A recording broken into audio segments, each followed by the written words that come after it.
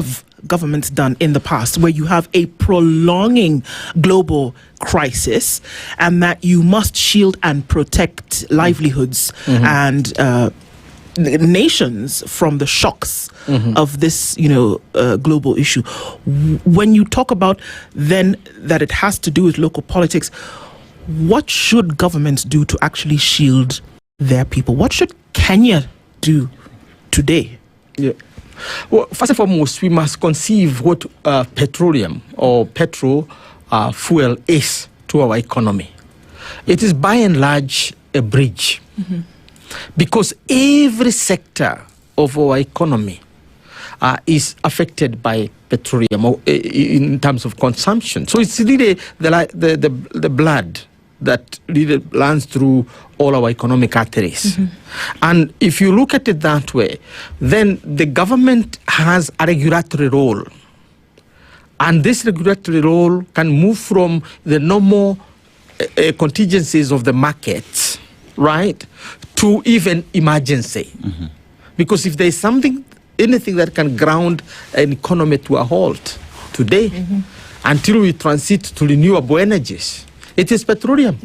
Because we are still totally dependent on fossil fuels. And as such, then, what we are trying to judge from what is happening is how expediently and how effectively the government is responding to this particular crisis. We all admit that this is not business as usual. We are not walking the park as we have done in times of prosperity, in terms of stability, in terms of peace, global peace.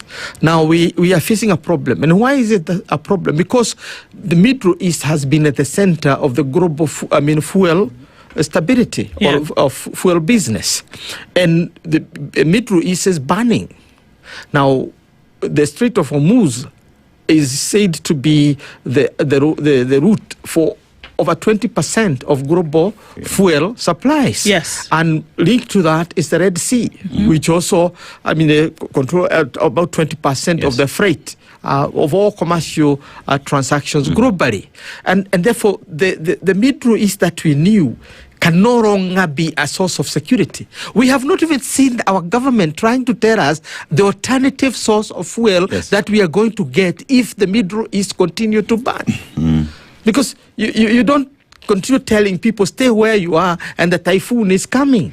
So what we're talking about here is that if there was a progressive thinking government, they would have started having the conversations. They would be floating ideas about, what, this is the alternative. The alternative is not for me to reduce VAT by 50% over the next 3 months. It's for the number crunchers and the policy experts to be sitting in Treasury, to be sitting in the Ministry of Energy and Petroleum to say, you know what, guys, these are alternatives. These are the conversations that we are having today. Is that what we're saying? Yes, that's what we are saying. We are also saying that you can look at this level, this crisis at different levels in terms of responses by the government. Obviously, we do know about the source of our energy. I know as a country, we are trying to diversify, shift more to the renewable energy, which are more sustainable in long term as a country, as opposed possibly to petroleum, which is largely controlled from the Middle East, so to say. Of course, that's not the case with America and the Western Hemisphere, which would depend largely on fuel from other sources, for example, within America itself, and Venezuela, that's Latin America, and so on. But for us in the Western Indian Ocean rim, we are by and large dependent on this kind of fuel. Therefore, our policy responses would ask several questions. The first question is, what preparations in policy terms and in logistic terms have we put in place to ensure that our economy is sustainable in the next 2 years with or without the crisis in the Middle East? That brings in the question of the reserves that we have put. The reserves that we have put for our people. And whether we have that legal and regulatory mechanism to do that. Yes, we do. A long time ago, we set the National Petroleum National Oil Corporation, as our agency, our constitutionally provided mechanism for storing, fuel on long-term basis, even for 2 years, 3 years, 5 years, depending on what we want as a country. And therefore we can regulate it and so on. But what has happened?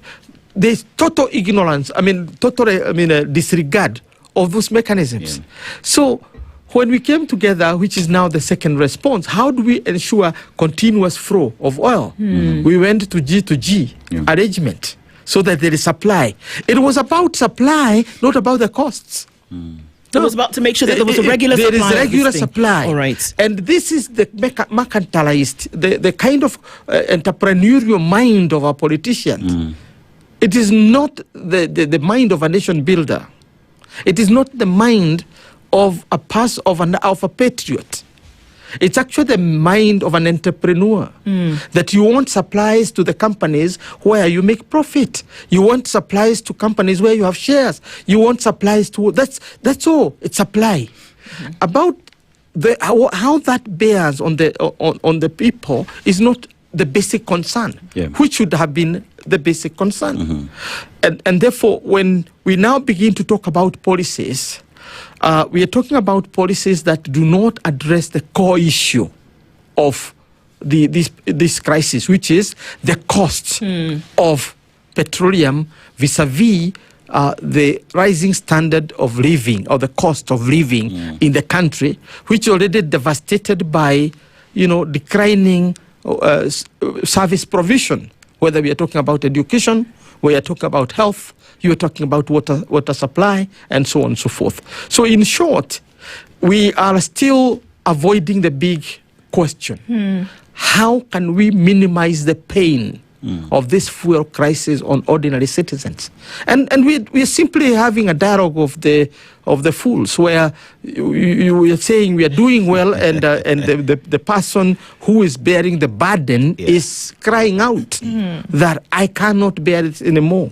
This is where we are, and that's why we see now we are teetering towards a crisis of a fuel, which is now moving from a fuel crisis to a political crisis.